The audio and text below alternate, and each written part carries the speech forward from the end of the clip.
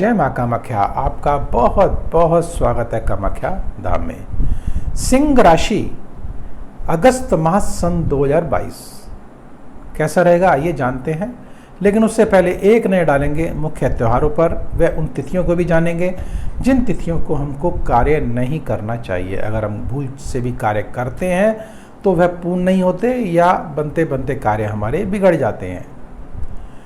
और ग्रह गोचर को भी हम जानेंगे। आइए पहले जान लेते हैं कि मुख्य त्यौहार इस माह के कौन से हैं। 2 तारीख को नाग पंचमी है, 5 तारीख को दुर्गा अष्टमी है और 8 तारीख को पवित्रा एकादशी है, 11 तारीख को रक्षा बंधन है और 15 तारीख को गणेश चतुर्थी है और 18 तारीख को कृष्ण जन्म अष्टमी का व्रत है और 20 तारीख को गुगा अष्टमी है और गुगा नवमी है और 24 तारीख को प्रदोष का व्रत है, 27 तारीख को अमावस्या है व 28 तारीख को चंद्र जी के दर्शन बिल्कुल भी ना करें, क्योंकि उस समय मान सम्मान प्रतिष्ठा में हानि हो सकती है। ध्यान रखिएगा इस बात का। और 30 तारीख को हरितालिका तृतीया है व 31 तारीख को सिद्धि विनायक गणेश जी का व्रत है। और आइए अब ग्रह गोचर की बात करते हैं। सिंह राशि की अगर बात करते हैं तो सिंह राशि के जो स्वामी हैं वह द्वादश भाव में बैठे हुए हैं। द्वादश भाव जो कि अशुभ भाव होता है, मान सम्मान प्रतिष्ठा इज्जत दांव पर लग जाती है, बनते बनते कार्य हमारे बिगड़ जाते हैं और सूर्य का संबंध हमारे सरकारी कामों से होता है, सरकारी काम काज से होता है और सरकार से संबंधित कोई अगर आपका अगर कार्य अगर इस समय रखा हुआ है तो वह रुक सकता है। और यह कब, ध्यान रखिएगा कि 17 तारीख तक अर्थात 16 तारीख तक सूर्यदेव द्वादश भाव में रहेंगे और 17 तारीख को यह पुनः अर्थात यह सिंह राशि में लग्न में प्रवेश कर जाएंगे। तो इसलिए 16 तारीख तक विशेषतः हमको सावधान रहने की आवश्यकता है। राजकीय कार्यों में अगर कोई कार्य अगर अपना करवाना चाहते हैं तो 16 तारीख के अर्थात 17 तारीख के बाद ही आप अगर करेंगे तो आप सफल अवश्य होंगे। उसका एक मुख्य कारण भी है कि 17 से लेकर 19 तारीख तक बुध देव भी लग्न में विराजित होंगे और सूर्य अगर साथ में बैठेंगे, सूर्य और बुध का योग बनेगा तो बुद्धाधिपत्ति योग जो है लग्न में विराजित हो रहा है और 17 से लेकर के 19 तारीख तक निश्चित विशेष धनदायक योग है, विशेष सम्मान का योग है। तो ये तिथियां आप नोट कर लें और उन तिथियों को भी आपको बताऊंगा जिन तिथियों को आपको कार्य नहीं करना चाहिए विशेषतः। और अब हम आगे बढ़ते हैं। आगे बढ़ने से पूर्व इसके बारे में और बता देना चाहता हूं कि सूर्यदेव जब यहाँ बैठते हैं तो हमको आँखों की पीड़ा भी हमको कई बार दे देते हैं। तो हम अपनी आँखों को विशेषतः दिन में 2-3 बार धोएं और सावधान रहें। हो सकता है कि कोई चोट इत्यादि हमको लगने का खतरा हो सकता है। तो ऐसा ना हो इसके लिए हम जानेंगे माँ कामाख्या का वह अचूक तांत्रिक उपाय जिसको करके आप इस माह को मंगलमय व चमत्कारिक रूप दे सकते हैं और अपने भाग्य को बढ़ा सकते हैं। और जो जातक विदेश जाना चाहते हैं नहीं जा पा रहे हैं, क्यों नहीं जा पा रहे हैं जानेंगे। और कई जातक धन बहुत लगा देते हैं, विदेश चले जाते हैं और सफल नहीं हो पाते हैं, क्यों नहीं हो पाते हैं ये भी जानेंगे। लेकिन ये आप अगले वीडियो में जानेंगे और विशेषतः विस्तार से मैं आपकी चर्चा करूंगा इस विषय पे, अलग से वीडियो आपको दूंगा। बहुत से जातक पूछ रहे हैं कि गुरुजी हम विदेश जाएं ना जाएं और जाएं तो क्या करें, सफल होंगे या नहीं होंगे। और कई ऐसे जातक की बंधन हो गया है, कार्य नहीं बन पा रहा है, बच्ची का विवाह नहीं हो रहा है या रोग हमारे घर से जा नहीं रहा है या कई बार हमको अपने घर में छाया दिखाई देती है या हम समझ नहीं पा रहे कि ये हमारे साथ क्या हो रहा है। आपको विश्वास हो ना हो, लेकिन जिनके साथ बीतती है आप उन लोगों से पूछिए कि ये घटनाएं किस प्रकार से होती हैं। निश्चित ऐसी जो अज्ञात घटनाएं हैं वह होती रहती हैं और माँ कामाख्या के जो मंदिर है, ये कहेंगे माँ कामाख्या का धाम है, वह तांत्रिक धाम है सॉरी। और उस पर जो है, जो जातक विशेष पूजा अर्चना करवाते हैं तो निस्संदेह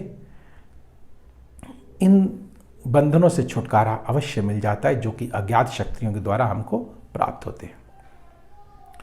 तो चलिए इस विषय पर आगे बात करेंगे, और जिसकी जिज्ञासा है या जो इच्छुक है या जो इससे ग्रसित हैं, वह हम पर जो अर्धक कामाख्या धाम में संपर्क कर सकते हैं। नंबर स्क्रीन पर चल रहे हैं, और व्यक्तिगत रूप से भी आप हमसे संपर्क करके अपना निवारण ले सकते हैं।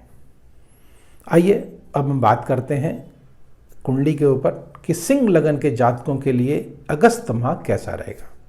जैसा कि मैंने अभी सूर्य देव के बारे में बताया आपको। अब हम बात करते हैं द्वितेश की। द्वितेश जो है हमारे बुध देव हैं और एकादशेश के स्वामी भी बनते हैं, और वह बुध देव वह लग्न में ही विराजित है, अर्थात यह माह सिंह लगन वालों के लिए बहुत ही उत्तम और फलदायी है, उन्नतिदायक है, भाग्यवर्धक है। अचानक धन का योग इसलिए बनाता है क्योंकि मंगल और राहु अंगारक दोष के साथ नवम भाव पर विराजित है, भाग्य स्थान पर विराजित है। और यहां से मंगल देव 10 तारीख को वृषभ राशि में अर्थात 10वें भाव पर प्रवेश करेंगे, भाग्येश और चतुर्थेश के स्वामी होकर के। अर्थात आपका मन प्रफुल्लित होगा और कोई ना कोई ऊंचाइयां आप अवश्य छुएंगे। अगर आपका कोई प्रमोशन ड्यू है तो वह भी होगा, और आप उन्नति को, अगर आप व्यापार में हैं तो उन्नति अवश्य मिलेगी, और अगर आप शिक्षा जगत में कोई प्रतियोगिता दे रहे हैं तो उसमें भी आपको निस्संदेह लाभ अवश्य मिलेगा। लेकिन ध्यान रखिएगा, जैसा कि मैंने आपको कहा था कि सूर्य देव को भी देखना जरूरी है, और सूर्य देव 17 तारीख को वह लग्न में विराजित होंगे, तो 17 तारीख के बाद आपको जो है शुभ समाचार मिलने के संकेत दिखाई दे रहे हैं। और अब अगर हम बात करते हैं राहु देव की या बृहस्पति देव की। बृहस्पति देव आपको मैं बता देता हूं कि वह अपनी ही राशि में अष्टम भाव पर विराजित है। अष्टम भाव जो कि धोखे का भाव है, और निश्चित क्या होगा कि पंचमेश का भाव है, पंचम जो कि हमारे संतान का भाव है। तो कई बार क्या है कि बनते बनते कार्य हमारे बिगड़ सकते हैं, क्योंकि सुखों के कारक बृहस्पति देव, और हमारी इच्छा शक्ति भी कमज़ोर हो सकती है। उसका कारण है कि पंचमेश जो है वह इच्छा शक्ति के स्वामी होते हैं, और वह जो है अष्टम भाव पर विराजित हैं, तो वह जो न्यून कर देंगे। तो ऐसा ना हो, इसके लिए क्या करें, जो भी आपके आसपास शमशान घाट में जो पीपल का पेड़ हो, वहाँ पे आप बृहस्पतिवार के दिन जल अवश्य दे आए, और 2 बताशे अगर रखाते हैं तो निश्चित आप इस कष्ट से, इस संकट से अवश्य निजात पा लेंगे। और आइए अब आगे बढ़ते हैं और उन तिथियों को जान लेते हैं पहले, जिन तिथियों को हमको कार्य नहीं करना। वह तिथियाँ कौन सी हैं? 6 तारीख, 7 तारीख, 14, 15, 24 और 25 तारीख भूल कर भी इन तिथियों को कार्य ना करें। अगर करना भी पड़े तो एक छोटा सा माया का तांत्रिक कामाख्या का उपाय, जिसको करके आप निस्संदेह आप इस माह को मंगलमय व चमत्कारिक रूप दे करके अपने जीवन को सार्थक कर सकते हैं। वह क्या है? सर्वप्रथम माँ काम्या का सिंदूर माथे पर आप अवश्य लगाएं, और इसके अतिरिक्त जो आपके घर में बड़े बुजुर्ग हैं, विशेषतः पिताजी हैं, उनके चरण स्पर्श करके ही अपने घर से बाहर निकले और अपने कार्य को अंजाम दें। तो निश्चित मैं आपको 100% दावे के साथ कहूँगा कि इस माह को आप मंगलमय व चमत्कारिक रूप होता हुआ अवश्य देखेंगे, क्योंकि सूर्य का संबंध हमारे पिताजी से है, और पिताजी जो हैं वह लग्न में हमारे मन मस्तिष्क के ऊपर आके विराजित हो रहे हैं। लेकिन यह 17 तारीख से ही शुभ होंगे। उससे पहले आपको अपने पिताजी को अवश्य मनाना चाहिए, या उनका आशीर्वाद आपको अवश्य लेना चाहिए। तो इस माह को आप मंगलमय व चमत्कारिक रूप दे सकते हैं। और दूसरा उपाय है कि आप सूर्य को जल दें, लेकिन उससे भी उत्तम ये रहेगा कि आपके जो घर में जो पिताजी हैं उनके आप चरण स्पर्श कर उनका आशीर्वाद लें। मैं पुनः इस बात के लिए आग्रह कर रहा हूँ कि पिताजी का आपको आशीर्वाद लेना चाहिए ही। अब आइए उनका जिक्र करते हैं कि जो जातक बाहर जाना चाहते हैं और सफल नहीं हो पाते हैं, उनको अगले वीडियो में मैं आपको निश्चित विस्तार के साथ चर्चा करूंगा और एक छोटा सा जो तांत्रिक उपाय भी दूंगा जिसके करने से आप सफल अवश्य। अगर आपको ये वीडियो पसंद आया हो, लाइक करें, सब्सक्राइब करें, बेल बटन को अवश्य दबाएं जिससे अगला वीडियो आपके पास सबसे पहले पहुंचे और आप लाभान्वित हो सकें। आप चाहें कि अगला वीडियो आपके पास सबसे पहले पहुंचे तो वीडियो को लाइक करें, सब्सक्राइब करें और बेल बटन को अवश्य दबाएं जिससे अगला वीडियो आपके पास सबसे पहले पहुंचे और आप लाभान्वित हो सकें। तो अब मुझे दीजिए आज्ञा, समय की सुई इशारा कर रही है कि मुझे अपनी वाणी को यहीं विराम देना होगा। जय मां कामाख्या।